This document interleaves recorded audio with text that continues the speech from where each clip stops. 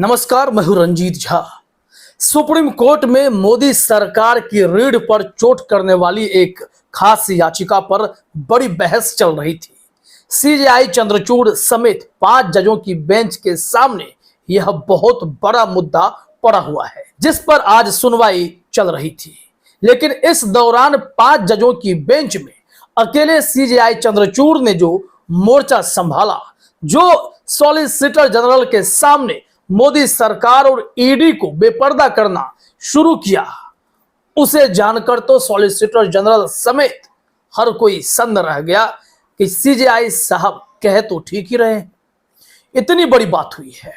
दरअसल इस वक्त जो वो खास याचिका है चुनावी चंदे से जुड़ा हुआ है, और चुनावी चंदा तो पूरी तरीके से कहा जाए तो एक बड़ा हिस्सा जो है वो मोदी सरकार को ही मिल रहा है। और इसी पर तो एक बड़ा बवाल उठा, ये देने वाला है कौन, इसका खुलासा क्यों नहीं हो रहा है। आपको जानकर यहां हैरानी होगी कि इस चुनावी चंदे की जानकारी सिर्फ और सिर्फ बैंक को है, जांच एजेंसी को है और मोदी सरकार को है। विपक्ष को भी अगर कोई इलेक्ट्रल बॉन्ड के जरिए चंदा दे रहा है, उसकी जानकारी विपक्ष के पास नहीं है, लेकिन सरकार के पास है, ईडी के पास है, बैंक के पास है। और यहीं से तो बड़ा खेल है। मसला तो यह भी है कि जो इलेक्ट्रल बॉन्ड के जरिए ज्यादा से ज्यादा पैसा या दान कह लें, वो सिर्फ सत्ताधारी पार्टी यानी भारतीय जनता पार्टी को ही मिलता है। इसके पीछे कहीं ना कहीं सरकार और जांच एजेंसी का डर है, जिस पर सीजेआई चंद्रचूड़ ने खुलकर कह दिया कि आप माने या ना माने, यह व्यवस्था ही ऐसी है, यह चलन ही ऐसा है कि हर कोई घबराता है। अब आप सोचते होंगे कि सीजेआई चंद्रचूड़ ने क्या इन सब मुद्दों को उठाया है? जी हां, उन्होंने उठाया है। उन्होंने कहीं ना कहीं इस ओर बड़ा इशारा कर दिया कि इस वक्त देश में अडानी सेठ को छोड़कर कई बड़े बिजनेसमैन रडार पर हैं। इस दौरान आपको याद होगा हीरो मोटोकॉर्प के पवन मुंजाल, इसके अलावा कई ऐसी इंडस्ट्रीज हैं, कहीं ना कहीं सब जगह ईडी के छापे पड़े हैं। क्या यह आरोप लगाया जा सकता है कि यह सब भी इलेक्ट्रल बॉन्ड का कमाल है, कि जो हिस्सा बीजेपी को नहीं मिला वो अगर किसी पार्टी को मिला, उस पार्टी को तो पता नहीं है, लेकिन मोदी सरकार को पता है कि वो हिस्सा जो है वो अमुक पार्टी को चला गया। आपने वो पैसा उन्हें क्यों दिया? क्या इस कारण से भी रेड पड़ सकता है? हुआ होगा। राजनीतिक षड्यंत्र और व्यवस्था ही ऐसी है, सीजेआई साहब ने टिप्पणी की है। तो चलिए शुरू करते हैं पूरे खेल को, क्या सब कहा गया है। सबसे पहले सीजेआई साहब की टिप्पणी से ही शुरू करते हैं। सीजेआई डीवाई चंद्रचूड़ ने सॉलिसिटर जनरल तुषार मेहता से पूछा कि जो आदमी बॉन्ड खरीद रहा है वही डोनर है, ये आखिर कैसे पता चलेगा? हो सकता है खरीदार डोनर ना हो, खरीदार की बैलेंस शीट में तो बॉन्ड खरीद की रकम दिखाई देगी, लेकिन असली डोनर की बैलेंस शीट में नहीं। बैलेंस शीट में यह भी नहीं पता चलेगा कि कौन सा बॉन्ड खरीदा, उसमें तो यही पता चलेगा कि कितने बॉन्ड खरीदे। बॉन्ड खरीद में लगाई रकम का स्रोत भी तो नहीं पता चलेगा, न ही डोनर का पता चलेगा।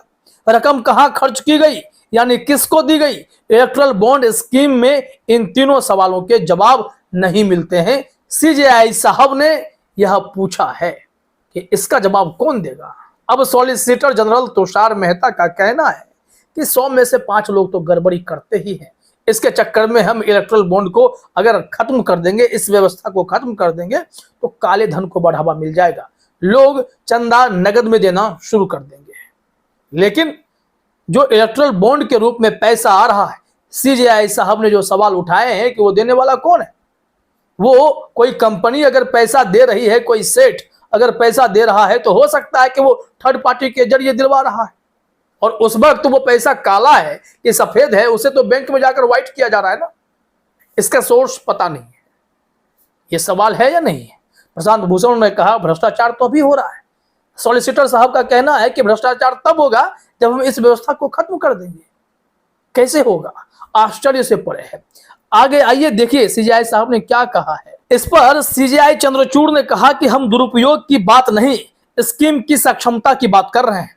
उन्होंने कहा इस स्कीम के साथ समस्या यह है कि यह केवल चयनात्मक गोपनीयता प्रदान करती है, सेलेक्टिव एनोनिमिटी। यह एसबीआई के लिए गोपनीय नहीं है, जांच एजेंसियों के लिए गोपनीय नहीं है। चुनावी बॉन्ड योजना के मौजूदा प्रावधानों के तहत एक कंपनी को यह दिखाना होगा कि उसने कुल मिलाकर कितना राजनीतिक चंदा दिया है। भले ही उसे किसी अमुक पार्टी को कितना चंदा दिया यह नहीं बताया होगा, लेकिन वह राशि कंपनी की बैलेंस शीट में दिखाई देगी। इसलिए व्यापक अर्थ में कोई भी पार्टी जान जाएगी कि उसे कंपनी से कितना डोनेशन मिला है। अब यहां देखिए, अगर विपक्ष को अगर पैसा मिल रहा है तो सोर्स क्या है पता नहीं। हाँ, ये होगा कि विपक्ष को पैसा देने वाला सोर्स अगर गलती से कोई कंपनी है तो उस कंपनी का डिटेल मोदी सरकार के पास है। तो भाई, सत्ताधारी को आपने चंदा क्यों नहीं दिया, इसका जवाब दीजिए। नहीं देंगे, लीजिए हम ईडी को पीछे लगाते हैं। ये पैसा आपके पास आया कहां से? आपने कांग्रेस को या फिर जेडीयू को, ममता बनर्जी की पार्टी को, इन लोगों को पैसे दिए कैसे? सरकार की आंखें टेढ़ी हो जाती हैं। दुनिया भर का चंदा मुझे ही मिले, बाकी को नहीं मिलने चाहिए। और इस बात को लेकर सीजेआई डीवाई चंद्रचूड़ ने एक कड़ी टिप्पणी की है, वो भी हम आपको यहां दिखाते हैं। यहां पर कहा गया है कि शीर्ष अदालत ने 2 बिंदुओं पर प्रकाश डालते हुए कहा, सवाल यह है कि यदि हम इस दलील को स्वीकार करते हैं कि हमें पहचान का खुलासा करने की आवश्यकता है, तो चाहे हम इसे माने या नहीं, हमारी राजनीतिक व्यवस्था ऐसी है कि उत्पीड़न होगा। यहां पर एक महत्वपूर्ण लाइन है, गौर से सुनिएगा, कि हमारी राजनीतिक व्यवस्था ऐसी है कि हमारा उत्पीड़न होगा। सुप्रीम कोर्ट ने 2 बिंदुओं के बारे में कहा, गोपनीयता देकर आप यह सुनिश्चित करते हैं कि व्यापक सार्वजनिक हित की पूर्ति हो।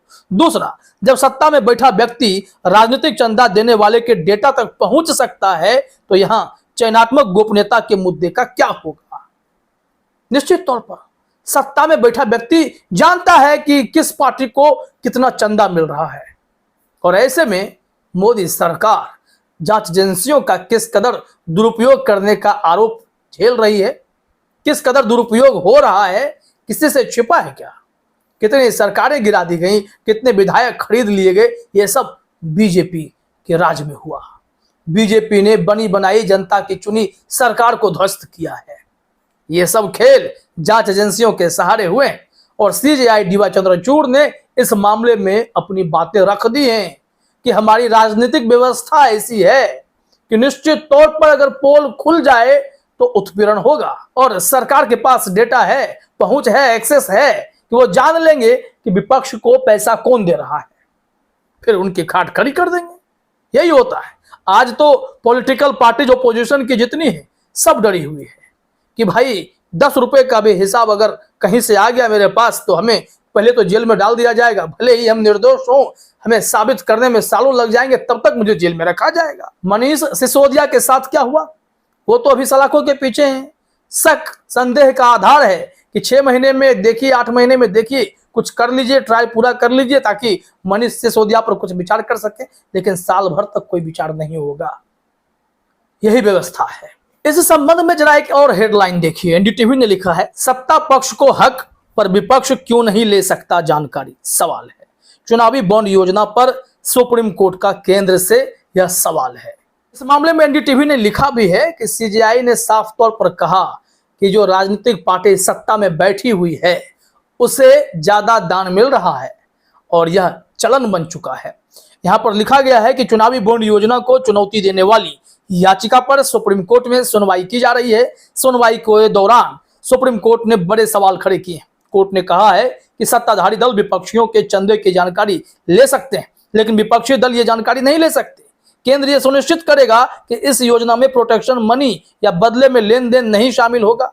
क्या यह कहना गलत होगा कि इस योजना से किकबैक को बढ़ावा मिलेगा या इसे वैध ठहराया जाएगा? सीजेआई ने कहा कि हम जानते हैं कि सत्तारूढ़ दल को अधिक दान मिलता है, यह व्यवस्था का हिस्सा है और यही चलन भी है। लेकिन अब यहां से देखिए कि जब यह सुनवाई आगे बढ़ेगी तो सुप्रीम कोर्ट कौन सा ऐतिहासिक निर्णय लेगा। अभी तक जो प्रचलन है, डांट फटकार और उम्मीद, सुप्रीम कोर्ट तो दे देता है, लेकिन जैसे ही फैसले की बारी आती है सारी उम्मीदों पर पानी फिरता हुआ दिखाई पड़ता है। इतने कड़े फटकार के बाद अचानक से मामला बदलता हुआ दिखाई पड़ने लगता है। तो देखना होगा कि इस परीक्षा में सुप्रीम कोर्ट कहां तक तो देखना होगा कि इस परीक्षा में सुप्रीम कोर्ट न्याय को किस ऊंचाई तक लेकर जाता है। फिलहाल इस वीडियो में इतना ही। आप सभी का हमसे जुड़ने के लिए बहुत बहुत धन्यवाद।